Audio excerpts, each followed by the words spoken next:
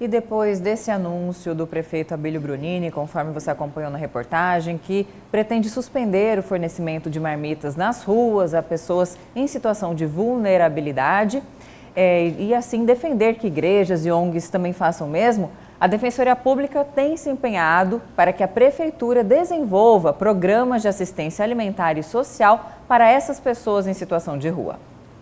E é para falar sobre esse assunto que está aqui no estúdio do Jornal do Meio-Dia a defensora pública criminal Silvia Maria Ferreira. Boa tarde, defensora, e seja bem-vinda aqui ao Jornal do Meio-Dia. É um prazer estar aqui com vocês.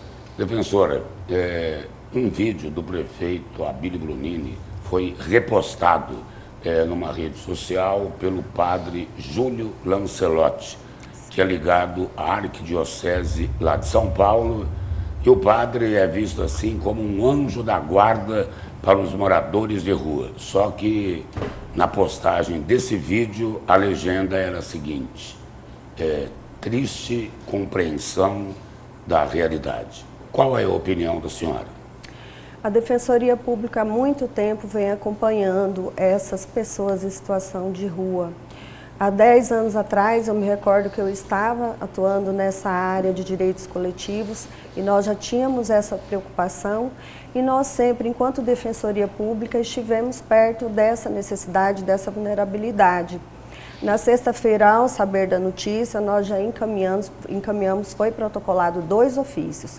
Um com relação à suspensão desses alimentos e quais são as medidas tomadas para acolher essa população, já que nós não podemos mais ter a condição de pessoas procurando comida no lixo, né? Como nós víamos e temos visto por vezes onde não tem o fornecimento dos alimentos.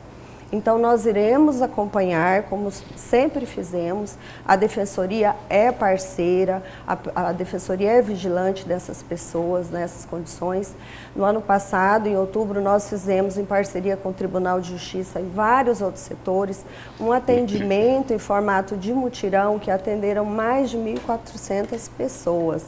Então, quando se tem essa triste noção de que a população de rua não tem interesse de sair das ruas, de fato, a gente entende que é uma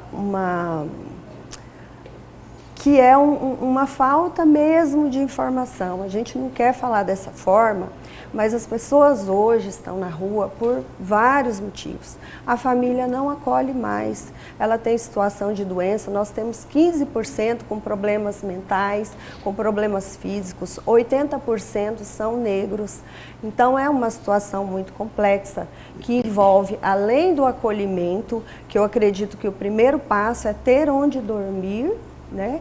Ter onde se abrigar, porque a rua oferece muito medo. Imagine uma pessoa dormindo sem saber o que vai acontecer em volta dela. Mas precisa comer também, no relento, no frio.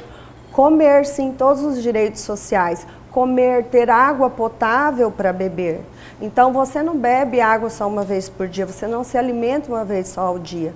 Você precisa dessa assistência de forma integral. Doutora, e qual seria a melhor solução para esse problema que é complexo, como a senhora bem pontuou? Acredito que a sociedade, o maior desejo de todos nós é ver essas pessoas se recuperarem de certa forma, terem um teto, mas isso é um processo que envolve diversos fatores, inclusive a vontade, né, dessas pessoas de iniciarem talvez algum tratamento para saírem dessa condição, terem um teto também. Cuiabá hoje tem uma estrutura para recepcionar justamente essas pessoas, para terem onde dormir, como a senhora mencionou, por exemplo? Em primeiro lugar, uma pessoa que não tem as necessidades básicas atendidas não se autodetermina. Sim. Então, essa vontade que todo mundo pensa, não sai da rua porque não quer, ela é falsa. Sim. Ele quer sair das ruas, só que ele não reúne as condições. Então, no meu ponto de vista e no ponto de vista institucional, é preciso haver políticas públicas integradas. Primeiro, acolher, oferecer as necessidades básicas e, a partir daí, através dos CRAS, oferecer esse atendimento, né, psicológico, esse acompanhamento. A Defensoria Pública está de portas abertas, não só nos mutirões, nós emitimos aí, temos acesso ao CRC Jude, que é uma ferramenta importantíssima para se conseguir os documentos, primeiro passo para se obter cidadania, senão não se consegue trabalho, não se consegue acesso a nada, a gente sabe disso, nem aos programas do governo. E em seguida, após esse tratamento, ir conseguindo, claro que não é uma solução de curto prazo. O que nós temos necessário, urgente, de curto prazo, é o acolhimento. Muitas vezes as pessoas falam, ai, mas eu fui lá, ofereci ajuda e a pessoa diz que não quer sair. Veja bem, sim, o único contato afetivo que uma pessoa em situação de rua tem, se ninguém vai lá, como o padre disse, outras pessoas tão inteligentemente disse, é com os próprios colegas. Então, essa proximidade, muitas vezes, é a única chance que eles têm de afeto e acolhimento. Então, nós temos que olhar para isso. Nós temos mais de uma pessoa em situação de rua por 1.000 habitantes no Brasil, supera 230 mil pessoas em situação de rua, porque a tendência, se nós não olharmos, se nós não acolhermos, é aumentar. Cuiabá não tem, por exemplo, albergues suficientes com vagas? Nós temos albergues, mas esses albergues não comportam a quantidade de pessoas que nós temos hoje em situação de rua. Então, a Defensoria Pública vai ser parceira dos projetos implementados, vai acompanhar, vai fiscalizar. E tem um refeitório, vai ter, né, alguém para levar essas pessoas até lá. E outra coisa interessante que a gente verifica é iniciar uma implementação de abrigamento, de moradias mesmo para essas pessoas. Nada muito sofisticado, mas ao menos um teto para que elas possam iniciar novas famílias. Defensora, na opinião da senhora, não teria primeiro que existir uma estrutura de acolhimento, como a senhora diz, de atendimento, antes de se anunciar medidas restritivas, como, olha, não doem mais marmitas para os moradores em situação de rua. É isso? É por aí? Então, no meu ponto de vista, essa situação piora muito se ela não for planejada e organizada. Então, a Defensoria Pública oficiou, irá acompanhar, vai verificar qual é o projeto e programa de ação.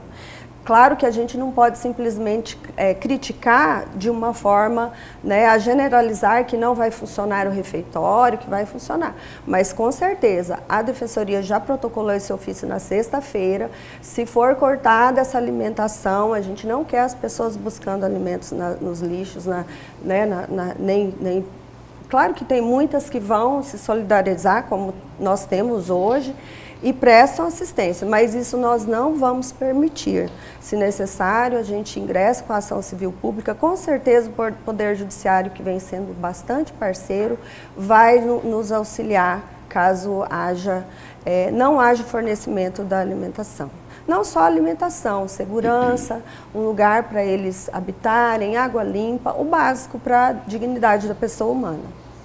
E só para voltarmos àquela questão anterior hoje, Cuiabá possui albergues. A senhora saberia dizer quantas vagas estão faltando para abrigar? Conforme a reportagem, essas pessoas de rua, existem cerca de 2.000 pessoas em situação de rua. Quase 2.000. Quase 2.000. E quantas vagas hoje existem? E a deficiência dessas vagas também? Nós solicitamos essas informações o ano passado, praticamente o ano inteiro. Inclusive a Defensoria Pública da União, nós não tivemos o retorno, inclusive nós temos uma minuta já de ação civil pública, que é um instrumento fiscalizatório a propor. Mas como houve a mudança de gestão e nós temos aí uma apresentação de programas, como foi dito pelo prefeito e pela secretária de Assistência Social, né, isso é público e notório, nós oficiamos, vamos aguardar a resposta e como os senhores dissem já, vocês disseram, o programa para a efetivação disso.